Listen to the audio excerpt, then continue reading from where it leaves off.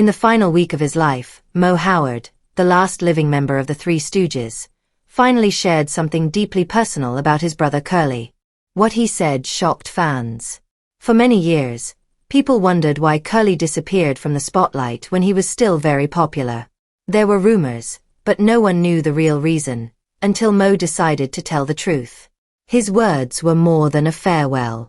They were a confession that changed how fans saw Curly and the Stooges forever.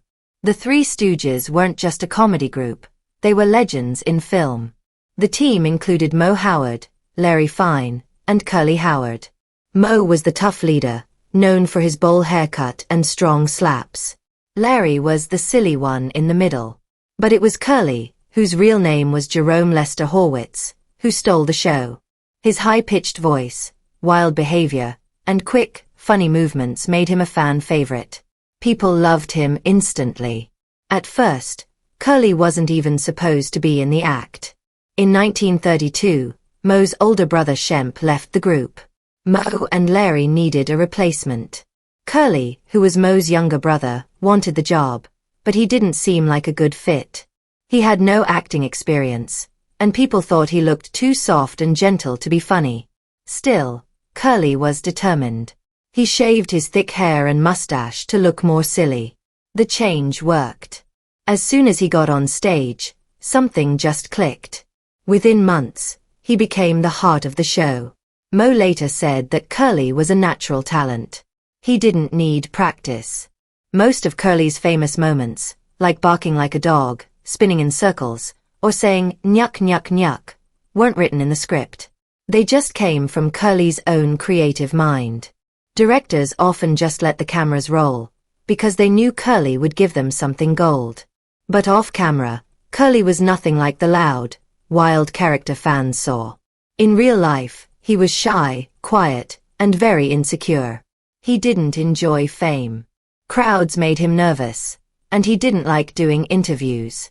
Moe said Curly was a kind, gentle person stuck in a tough business. While other actors enjoyed attention, Curly usually disappeared after filming. He was kind to everyone but didn't share much about his own life. He had trouble with relationships and went through several short marriages.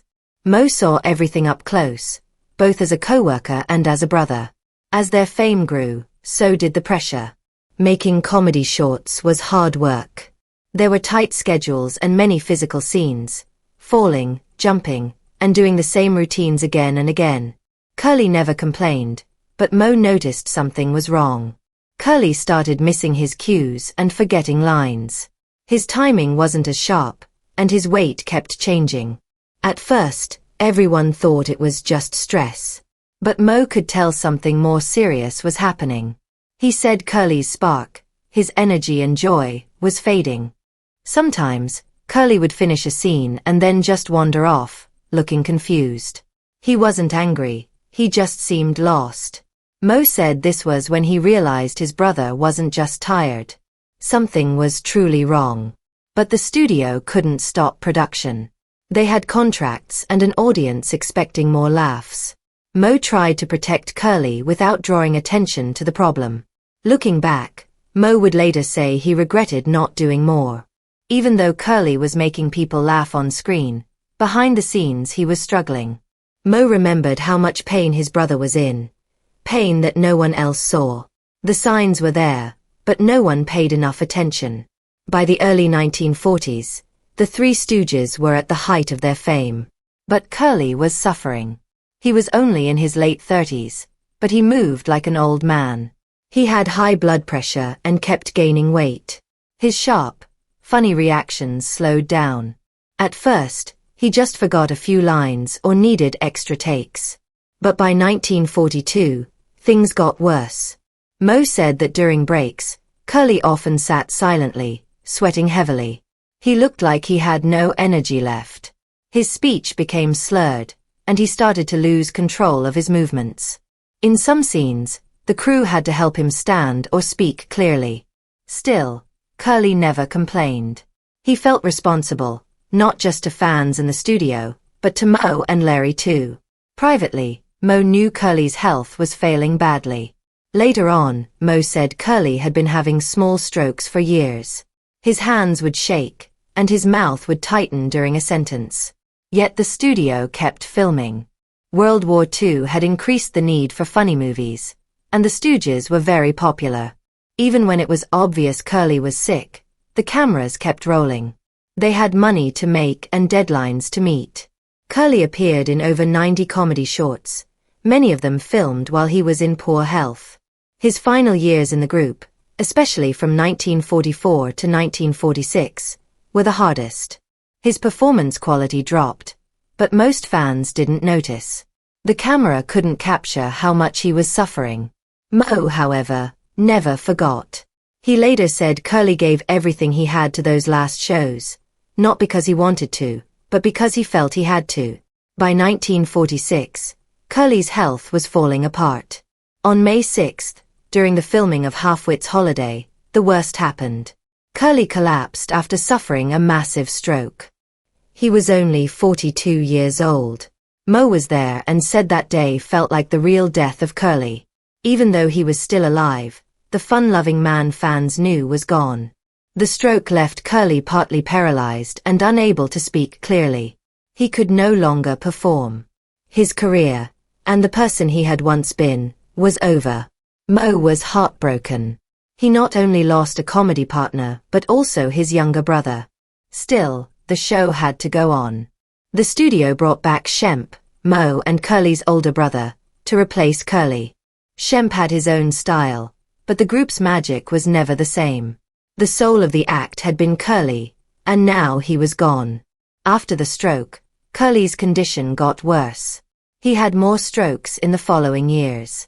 He moved between hospitals and care homes. Some reports say he spent time in mental institutions because of emotional problems. He had memory loss and confusion. In 1949, he made a tiny appearance in the film Malice in the Palace, but it was clear he was no longer the same Curly. His health kept declining. The man who had once been full of energy and humor was now living a quiet, painful life away from fame. Moe kept working, leading the Stooges, but he always carried sadness with him. He rarely talked about it, until the final years of his own life. That's when he began sharing the full truth. Curly's decline wasn't a sudden tragedy. It was something they all saw coming and chose to ignore.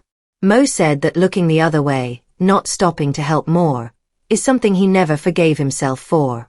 Curly's life after fame was filled with pain, and the public never knew the full story.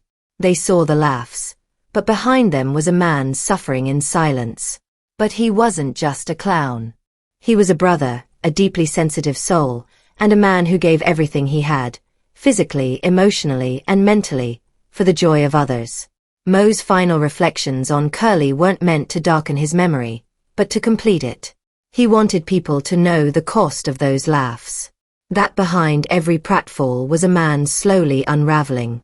That Curly's comedy was brilliant, but it wasn't effortless, it was sacrificial. In those last interviews, Moe spoke of Curly with raw honesty. He admitted he had made mistakes, pushing too hard, staying silent too long, and allowing the show to go on even when it was clear Curly was breaking. But he also spoke with love. He described Curly as the most naturally funny person he ever knew, someone whose timing couldn't be taught and whose heart was too big for the business they were in. And when Moe finally passed in 1975, he left behind more than just decades of entertainment. He left behind the truth. A truth that reshaped how fans would forever see the Three Stooges, and especially Curly. No longer just the funny one, Curly Howard became something more, a symbol of quiet tragedy, hidden behind laughter. A man who brought the world joy while silently losing himself. In the end, Moe's haunting confession wasn't just about loss. It was a call to remember that even the loudest laughter can echo from a place of deep pain. And that behind the most beloved icons, there are often fragile hearts struggling to stay whole. Jerome "Curly" Howard was not just a stooge. He was a star that burned too brightly, too fast, and left a trail of brilliance and heartbreak that we're only now beginning to understand. Moe Howard's confession is one of the most powerful, heartbreaking revelations in entertainment history.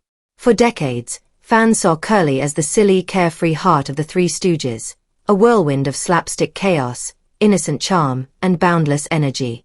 But Moe's final words stripped away the makeup, the sound effects, and the canned laughter to reveal something far more human. Suffering, love, guilt, and loss. What makes Moe's confession so devastating is that it wasn't just about illness, it was about silence. About a brother watching another fall apart and feeling powerless to stop it. About a system that demanded comedy at all costs. And about a legacy built on laughter that, for Moe, became inseparable from heartbreak. His words don't tarnish Curly's legacy, they deepen it. They remind us that behind every great performer is a person. A brother. A friend. A soul in pain, sometimes hidden behind a pie to the face. And perhaps that's the most enduring gift Moe gave in the end. Not just laughs, but truth. A truth that hurts, but also honors. Because now we don't just remember Curly as a clown, we remember him as a man. Tell us in the comments below. Thank you for watching. See you in the next video.